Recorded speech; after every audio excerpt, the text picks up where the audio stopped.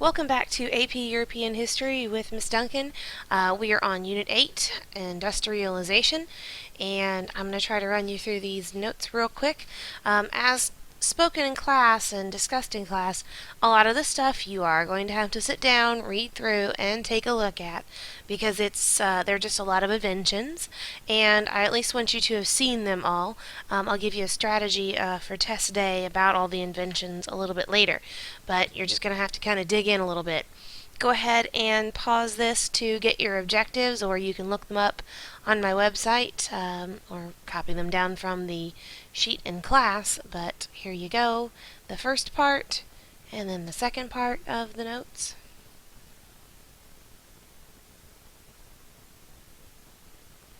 Content check number 1. This is what we're going to be looking for in this section.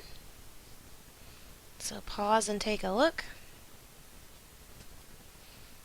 Brief outline, and all this, I believe, is in your handouts. We took time in class to write down proletariat and bourgeoisie, but if for some reason you didn't get them, here you go. Remember, we've worked with both these terms before in some fashion, whether we were just saying working class instead of proletariat or bourgeoisie. And this picture is where we get into the Crystal Palace. Both of these pictures are pictures from that Crystal Palace, and I really like to talk about this because it's just a neat building. The Crystal Palace, of course, commissioned to celebrate British leadership during the Industrial Age. Queen Victoria's husband was in charge of all of this, and on the inside it showed and demonstrated and was an exhibition hall for all the awesome things that they had accomplished during this industrialization phase. And I ask you guys to find out what it is for extra credit. The sad thing, of course, is that it is no longer standing, burned down, I believe. But it is, again, just demonstrating those possibilities of industrialization, etc., in Great Britain at the time. More pictures of some of the actual exhibition hall. Inside the exhibition hall, what you might have seen as you were walking around, it was 18 acres and almost 1 million square feet of space. So it was no itty-bitty building. We talked about this in class. Was it a revolution? No. But what we're going to focus on is the larger effect that the Industrial Revolution had across all of Europe, and that is kind of its claim to fame. It begins in Britain, and we, hopefully at this point, or maybe we haven't, depending on when you're watching this, we have seen the video on why Great Britain was the first to industrialize. Things like they didn't have to worry about what all that stuff was going on over on the continent. They weren't, watching France's, or weren't. They were watching France's revolution, but they weren't watching it waiting to invade or being invaded by Napoleon during this time frame. So they were really kind of separate because they're off in their own little island. The natural resources of coal and iron, the waterways and the canal systems, and the lack of internal tariffs. Not to mention with the agriculture revolution, transportation revolution, and all of the other things that were happening at the time really kind of combined to make this a huge industrialization age. When you take a look at your crash course, it's going to run you through a few more of the reasons for British leadership and them taking over and being the first to industrialize, like what's going on with their enclosure movement, cutting off those lands, and people gotta have someplace to go, their agricultural revolution, the new things that they're doing with food and with having more food, and then the machinery that comes about because of that, kind of as a symbiotic relationship with the Industrial Revolution. And that's going to lead to a commercial revolution, if you will. lots and lots of new people. But those textiles, we really want to focus in on the textiles and what they're going to mean to industrialization, and really want to make sure that you connect England with textiles in your brain, because that's going to be kind of the leading driving force in the beginning of the whole Industrial Revolution. So take a look at the crash course. It's going to walk you through all of that. It will take you through a bunch of the inventions one by one by one. It does start off with, the spinning jenny, then you get into the mule, and eventually it's going to talk about Eli Whitney and his cotton gin. So that's at least something that we've heard of, because we know that had something to do with our very own history in the Civil War, so at least that sounds familiar. Maybe not so much the spinning jenny at this point. There is a test tip in there that says don't focus on the sequence of the inventions. Don't spend a whole lot of time making sure you know every single little itty bitty bit about those inventions. Just make sure that you can maybe discuss a couple of them, but mostly talk about how they're going to revolutionize that textile industry and pushing pushing the Industrial Revolution, getting away from human machines and into more mechanized machines.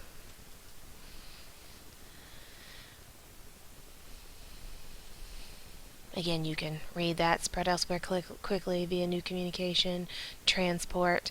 I do like to take just a moment to talk about the 4 factors of production. You might be getting them in econ class, but just in case. Land is obviously land. And labor, going to be any kind of labor force, workforce, the people, or anything that goes into actually getting the labor done. Capital could be hardcore money, or it could be investment of money. Entrepreneurship, that's always the fun one. With entrepreneurship, you're talking about the people who are willing to take a risk on something new, something that isn't 100% guaranteed, that may fail, but still they think it's a good investment anyway, and they go out there and they invest. And these 4 factors of production, I like to break them down one by one on your quizzes and your tests. Well, not so much your tests, because those are AP style, but definitely your quizzes, just to make sure that you know these 4 factors of production and what's going on with them, and kind of identifying how they play a role in this whole Industrial Revolution. Agricultural revolution, more food so people can be well fed, so I can work harder if I'm well fed. If I'm starved, I don't want to, I'm not going to be able to work as hard. Rotating the crops, again, letting those fields, we talked about this with Unit 5, letting those fields kind of replenish those nutrients so that they can stay viable. The enclosure movement, again, we talked about that back with Unit 5, just making sure that you understand that with the enclosure movement, they cut off land that was being taken care of by quite a lot of people, public lands, and when now I can't go and feed my family with those public lands because they're fenced in and privatized, I've got a problem. I've still got to find a place to work and a way to feed my family. So, people start looking for something, anything to make some money, and they, all of that falls upon moving to the cities and getting one of those factory jobs. New machines and fertilizers. If I've got new machines that can work harder and faster than a person or even an animal pulling a plow, then I'm going to get them. Fertilizers, so that I can make sure I've got a better crop. More crop means more money. Again, all of this stuff is going to help. Why is this slide here? All of this stuff is helping to make the workers stronger, make the profits stronger, make the people stronger, have more capital. It's going to make food cheaper so that people have got a little bit extra money to go out and buy crap, according to our other video. They can go out and buy more stuff. So if food is nice and cheap, I can afford the other nicer things in life. So again, just getting back to a refresher on that enclosure movement, you can kind of take a look and see where all that land is being closed off on the inside sections of the island. What What was that? I skipped past it too fast. So again, why is all this? Why are we talking about all of this? They're feeding off of each other. They're, I would even say, symbiotic. This says connected. But again, the more you had of the agricultural revolution, the more you had of the industrial, and vice versa.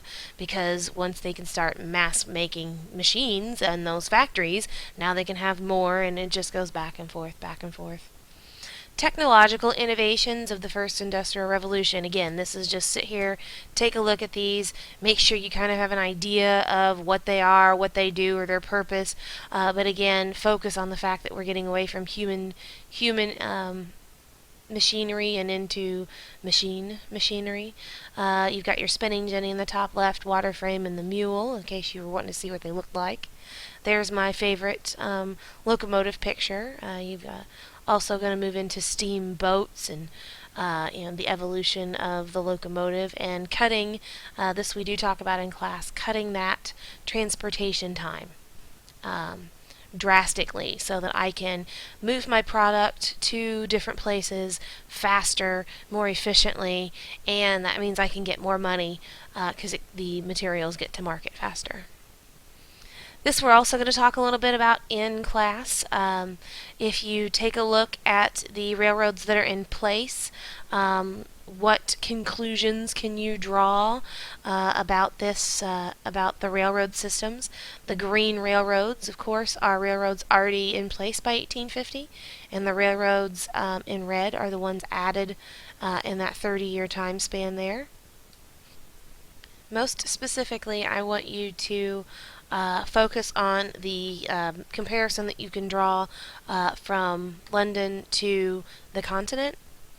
Then also kind of take a look at those outlying countries there, especially Madrid, Italy, and getting up into Russia. Alright, hey, there's a second industrial revolution, and we will be doing the Bessemer process as an extra credit question, so I don't want to give too much of it away, but again, list upon list of new things, and you can kind of see the evolution there, the sophisticated levels of products that are starting to slowly emerge over time. My personal favorite there, the dynamite. TNT. I'll probably ask you in class, and if I don't, then please tell me. What does TNT stand for? It's one of my favorite things to chat about. Bring in some chemistry for a second. And another scientific revolution. So we talked about that with the Enlightenment. They're going to go through it again. We're going to take a look at pasteurization. What is it? And I think I do that in class as well, kind of chat about that. Why is it important? Vaccination, x-rays, natural selection. We can go on and on. I do want to make sure that I mention Jenner and his discovery of the smallpox vaccine. All these things are making people more healthy. And if people are healthy, they're not dying, which means we have a population increase, which means we have more workforce, more labor. So again, all these things are really kind of just feeding off of each other. Kind of the same way with the Renaissance and the Reformation. They fed off of each other as well. And then the scientific revolution and exploration. All those things are just kind of feeding off of each other. Same thing here. New improvements in agriculture, again, just kind of take a look at them. Make sure that you know, you have an idea of what those things are. I like to talk about the small farm cooperatives. Co-ops are a big thing where I'm from, because of course Indiana, we have lots of corn, lots of farmers, lots of things like that. So yes, I have seen a cow in real life. And so with small farm cooperatives, small set of farmers can go in together to purchase equipment. They all share in the equipment, and then that way I personally don't have to go out and buy the thousands of dollars of machinery for myself. We can get them at a lower cost. We can all share in those machines, and now again, it's kind of like that group work. We all put in, then we can all get out, and not one person has to do it itself. So it's it's kind of like the agricultural joint stock company. Of course, there are going to be some side effects to industrialization. This is really kind of a gross, nasty picture. I like showing this one in class, especially before lunch. take a look at what's floating in that river that everybody's drinking from and things like that. Um, we will be taking a moment to do a little bit of a comparison in class. I believe it's on page 668 in your new textbook. I don't have a notebook page for it yet, obviously, but we'll take a look at that and kind of do a little industry comparison. And then finally, I want to talk about Germany. Germany is, of course, according to your reading, one of the last countries to kind of get on board here. So Germany is a little bit of a latecomer to the whole age of industry, but hey, they've got the most modern, most efficient industrial plants. They want to invest in new industries and education instead of the old ways of doing things. Great Britain gets in at the beginning, but it's kind of like they're back with the first generation iPhone, and we're all sitting here with the 6 or the 6 Plus, because we waited a little bit later to buy an iPhone. So, Great Britain is, they're like, I'm fine, we've got what we want, we don't want to spend a whole lot more money investing in all this new stuff, we're just going to keep updating what we've got, and Germany kind of jumps in and gets all of the new and improved stuff. So we're getting ready to head into a time period where Germany is a major military power, and if you're going to have all the new major military toys, then you got to have factories to build them in, and the new technology in the factories. So it really shouldn't be, we really can kind of put 2 and 2 together here that Germany waited a little longer, but hey, they got all the new stuff, where some of the other countries are going to have to play catch up.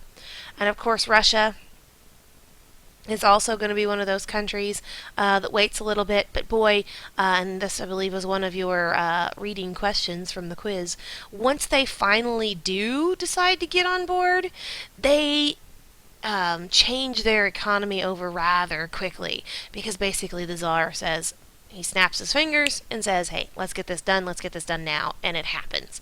Where some of the other countries, they kind of have to go through their governments, so they got to get the politicians on board and things like that. So with Russia, of course, the czar just says, let's do it, and it gets done. So take a look at the content check factors, content check number 1 stuff. Make sure you got it, and I'll see you for content check number 2.